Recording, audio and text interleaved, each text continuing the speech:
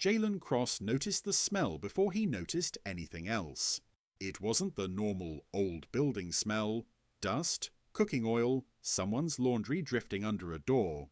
This was sharper, chemical, almost sweet, the kind of odour that made your throat tighten if you breathed too deep.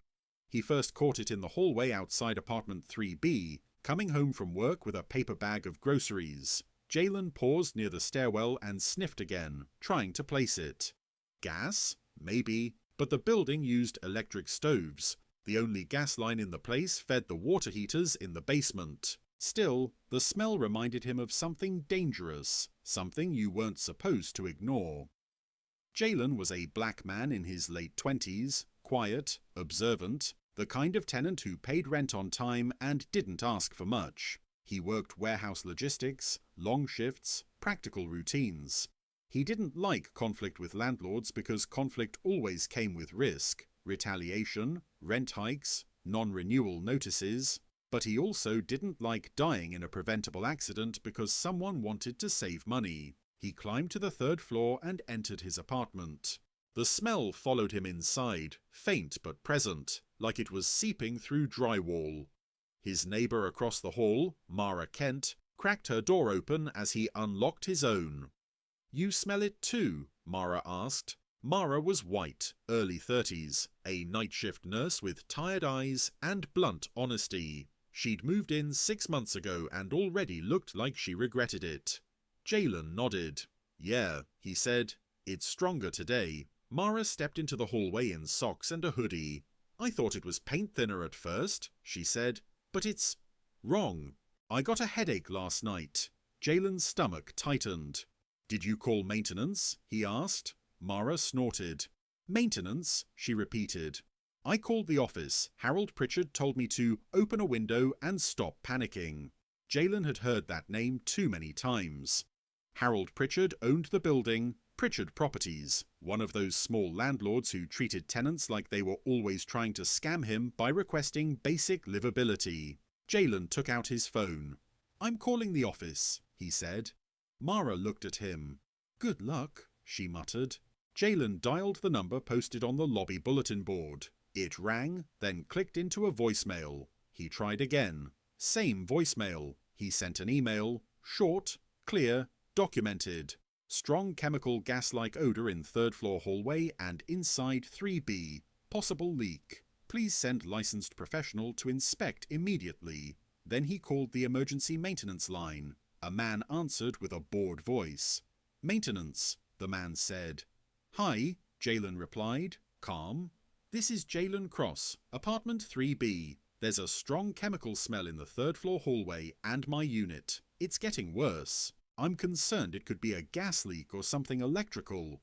The man sighed. "Building's old," he said. "Smells happen." Jalen's tone stayed steady. "This isn't normal," he said. "It's making people feel sick." "Open a window," the man said. "We'll put it on the list." Jalen's jaw tightened. "No," he said. "This needs to be checked now." The maintenance man's voice sharpened. "You want now? Call the fire department," he snapped, like it was a joke. Jalen paused. He looked at Mara, who was watching him with her arms crossed. Then Jalen said evenly, "Okay, I will." He hung up. Mara blinked. "Are you serious?" she asked. Jalen nodded. "Yeah," he said, "because if it's nothing, they'll tell us. If it's something, we'll still be alive." He dialed 911 and reported a possible gas or chemical odour in an apartment building, 3rd floor, worsening, residents experiencing headaches. He gave the address and his name. Within minutes, distant sirens grew louder. The fire engine arrived first, then a smaller vehicle with utility markings. Firefighters entered the lobby with equipment and calm urgency, not running, but moving fast. A firefighter in turnout pants introduced himself as Captain Ross Weller and asked Jalen to point out where the odour was strongest. Jalen led them upstairs. Mara followed behind, looking relieved and nervous at the same time. Captain Weller held a handheld detector and moved it along the hallway. Another firefighter checked electrical panels near the stairwell. The device beeped faintly once, then again. Captain Weller's face tightened. "Okay," he said quietly, and that quietness made the air in the hallway feel colder. "What is it?" Jalen asked. Captain Weller didn't answer immediately. He stepped to the nearest door and knocked. "Fire department," he called. "We need you to step outside." Doors opened. Faces appeared. People looked confused, annoyed, scared. A firefighter went downstairs toward the basement. Captain Weller turned to Jalen. "Is there any gas appliance in your unit?" he asked. "No," Jalen said. "All electric." Captain Weller nodded slowly. "Then the source may be from below," he said. A moment later, a firefighter's voice crackled through a radio. "Captain, readings are elevated near the basement water heater area." Captain Weller's expression hardened. "Okay," he said. He turned to the hallway residents. "Everyone needs to step outside the building. Now. This is a precaution." Mara's eyes widened. "Oh my God," she whispered. Jalen felt his heart hammer. "Is it gas?" he asked. Captain Weller kept his tone calm but firm. "We have elevated readings consistent with a fuel leak," he said. "We're getting the utility to shut the line. Everyone out." 10 minutes later, the sidewalk outside the building filled with residents in coats and slippers, huddled under the overhang. Someone had brought a baby wrapped in a blanket. Mara stood beside Jalen with her arms around herself, face pale. A utility technician spoke with Captain Weller near the basement entrance. The technician shook his head in disbelief, pointing down the stairs. Jalen overheard fragments. "Improper venting. Degraded line. Shouldn't be like this." Then a man strode out of the lobby with a furious expression. White, late 50s, heavy coat, hair combed back like he was always ready for a confrontation. Harold Pritchard. He marched up to Captain Weller as if the fire department had personally insulted him. "What is the meaning of this?" Harold snapped. "Why are my tenants outside? Who authorized you to evacuate my building?" Captain Weller didn't flinch. "Sir," he said, voice steady, "we have readings indicating a hazardous condition. We're working with the utility to secure it." Harold scoffed. "A hazardous condition?" he repeated. "This is ridiculous. People complain about smells and suddenly you shut down my building?" Mara muttered under her breath. "He thinks the building is more important than our lungs." Jalen stayed silent, watching. Harold's anger wasn't directed at the danger. It was directed at being challenged. Captain Weller continued, "We will not allow residents back inside until it's safe." Harold jabbed a finger toward the building. "This is going to cost me," he said. "Do you know how much a shutdown costs?" Captain Weller's eyes narrowed slightly. "What it costs to ignore it could be worse," he said. Harold turned toward the crowd and raised his voice, addressing them like they were his employees. "Everyone needs to stop overreacting," he barked. "This is probably nothing. I'm sure it's fine." Jalen stepped forward slightly, still calm. "My neighbor got headaches," he said. The smell was getting stronger. Harold spun toward him. "And you," Harold snapped, eyes narrowing, "are you the one who called them?" Jalen didn't deny it. "Yes," he said steadily. Harold's face twisted with contempt. "Of course you did," he said, voice heavy with implication. "Always somebody trying to cause trouble." Mara's eyes widened. "He's not causing trouble," she said sharply. "He's preventing a disaster." Harold ignored her and leaned toward Jalen. "If you didn't like the smell, you could have left for the night," he hissed. "Instead, you call the city and make a scene." Jalen felt the pressure to shrink, to apologize for existing. He refused it. "I pay rent here," Jalen said calmly. "I have a right to a safe building." Harold scoffed. "Safe," he repeated. "You people love that word. Safe. Rights. Like you're experts." Captain Weller stepped between them slightly, not as a threat, but as a boundary. "Sir," the captain said to Harold, "step back." Harold threw his hands up. "Unbelievable," he muttered. Then a city vehicle pulled up to the curb, white with municipal markings. A woman stepped out carrying a tablet and a clipboard case. She wore a heavy jacket and a badge on a lanyard. She approached the building, then the captain, then the crowd. "Who's the property owner?" she asked. Harold straightened immediately, forcing a smile like he could charm authority if he performed the right way. "That would be me," he said, smoothing his coat. "Harold Pritchard. This is all a misunderstanding." The woman didn't smile back. "I'm Inspector Naomi Fitch, City Building Safety," she said calmly. "We received a hazard report from the fire department and the utility. I'll need access to the basement and maintenance records." Harold's smile stiffened. "Records?" he repeated. "For a smell?" Inspector Fitch's eyes stayed flat. "For a hazardous condition," she corrected. Jalen watched Harold's face change, just slightly, as he realized this wasn't something he could dismiss with a joke or a threat. This wasn't a tenant complaint he could ignore until it went away. This was the city, and the city had teeth. Inspector Fitch looked at Captain Weller. "Do you have preliminary readings?" she asked. Captain Weller nodded and handed her a report sheet. Inspector Fitch scanned it, then looked at Harold again. "You will not allow residents back inside until this is corrected and certified," she said. "If you do, you'll be in violation." Harold's jaw clenched. "This is my building," he snapped. Inspector Fitch didn't raise her voice. "And these are my codes," she replied.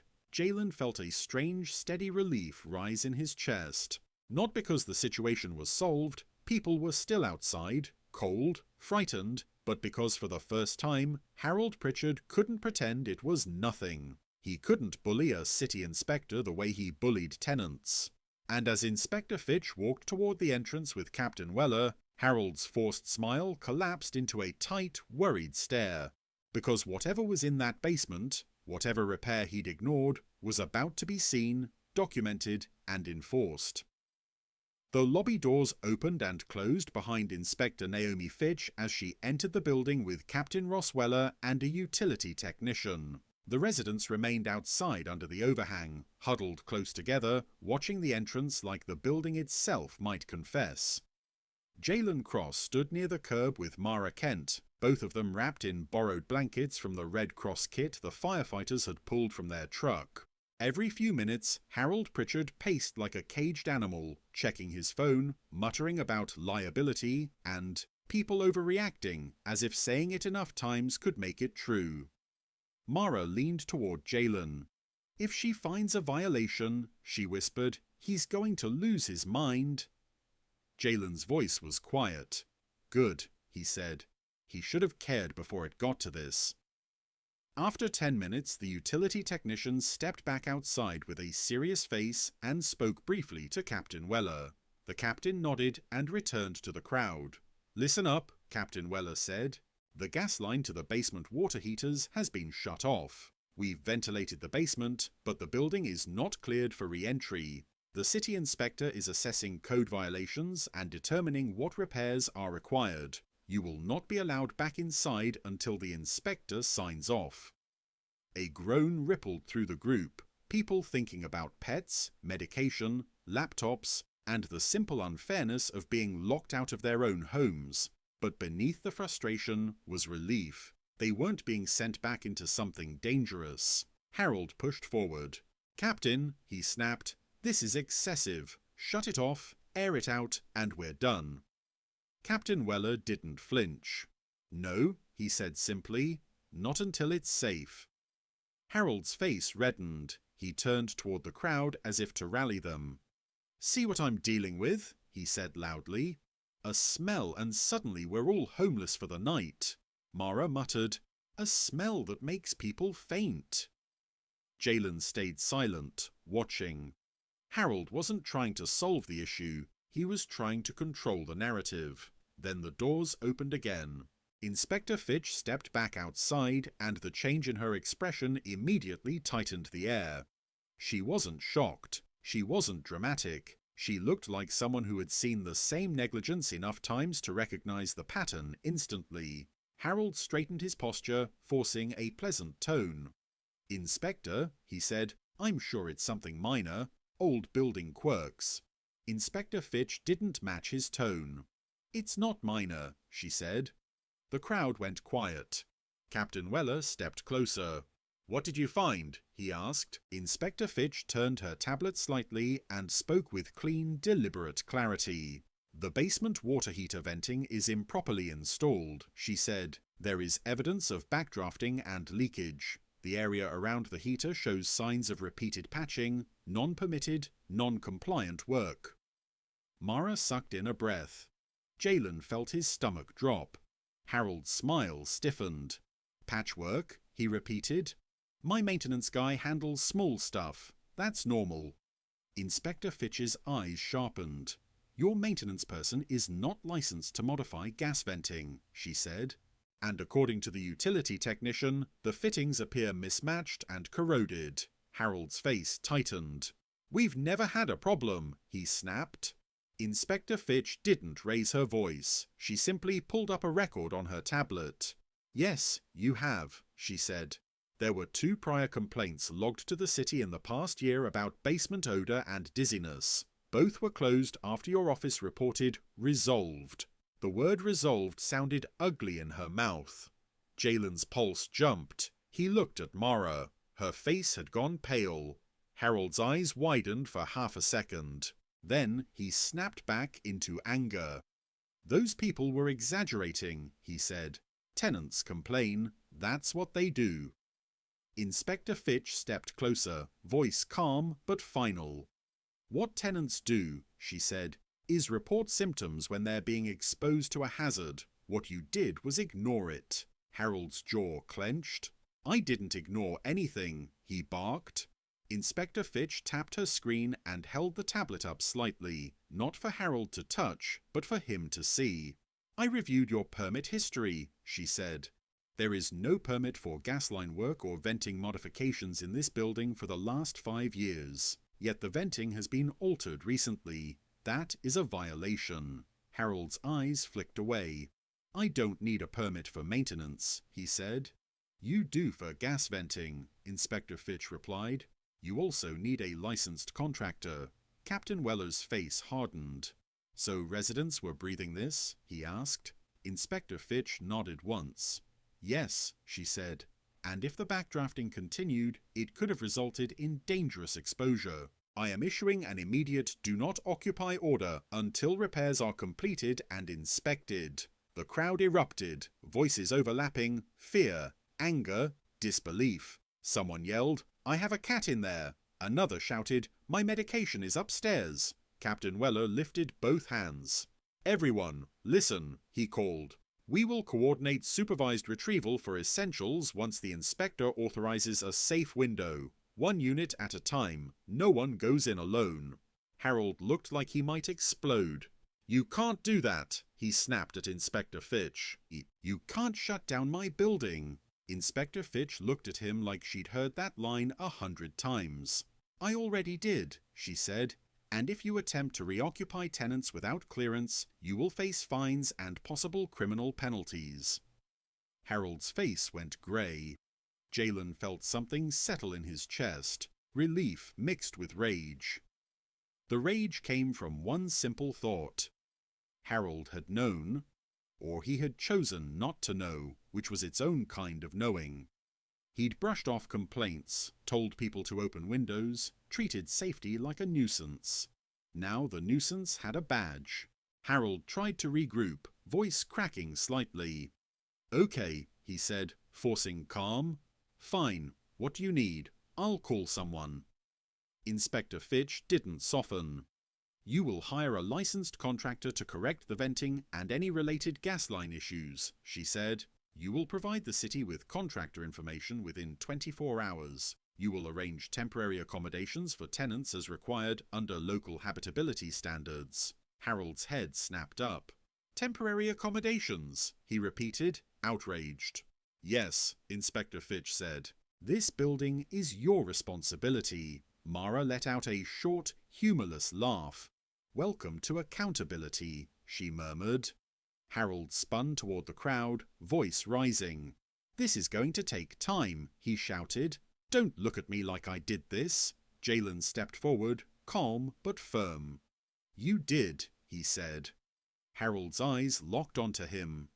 You're the one who called the fire department, Harold snapped. You started this. Jalen didn't flinch. I didn't start the leak, he said evenly. I stopped you from ignoring it again. The crowd quieted slightly, people listening. Inspector Fitch looked at Jalen. Mr. Cross? She asked. Jalen blinked. Yes, he said. I want you to know, Inspector Fitch said, voice calm, that calling for help was the correct action. You likely prevented further harm. Jalen nodded once, throat tight. Thank you, he said. Then Captain Weller began organizing essentials retrieval. Under supervised, ventilated conditions, residents went inside one by one with a firefighter escort. Jalen retrieved his laptop, a jacket, and his work ID. Mara grabbed her nursing bag and medication. Someone brought out a carrier with a cat yowling angrily, but alive. The city provided a temporary warming bus on the corner while the Red Cross coordinated hotel vouchers. It wasn't luxurious, but it was safe. Later that night, in a modest hotel room paid for through emergency assistance, documented by Inspector Fitch's order, Jalen sat on the edge of the bed and stared at the bland wall. Mara knocked lightly and stepped in with 2 cups of vending machine tea. You okay? She asked. Jalen nodded slowly. I'm okay, he said. I'm just thinking about how close we were to something worse. Mara sat in the chair and exhaled. He would have ignored it forever, she said, until someone didn't wake up. Jalen's jaw tightened. Yeah, he said, and then he would have acted shocked. The next morning, an email arrived from the city, a formal notice of the Do Not Occupy order and repair requirements. Another message arrived from a tenant group chat Mara had started overnight. People were sharing resources, checking on each other, coordinating rides to work. For the first time since moving into the building, Jalen felt something like community instead of isolation. 3 days later, licensed contractors arrived. The city inspector returned. The venting was replaced properly. Corroded fittings were removed. Sensors were installed. The utility cleared the line for safe operation. Every step documented. Harold Pritchard wasn't smiling anymore. He was quiet, stiff, and cornered by paperwork. A week later, Inspector Fitch posted the clearance notice. Tenants were allowed back in. Jalen carried his bags up the stairs and paused in the hallway. The smell was gone. The air felt normal, something you only notice when you've lost it. Mara walked up beside him, keys in hand. You know he's going to hate you forever, she said. Jalen looked at her and shrugged slightly. He can hate me, he said. I prefer that to being quietly poisoned. Mara nodded. Same. The happy ending wasn't that the building became perfect overnight. It was that a dangerous repair couldn't stay hidden behind excuses anymore. A landlord couldn't bully people into silence, because the moment the city inspector walked in, the truth stopped being optional.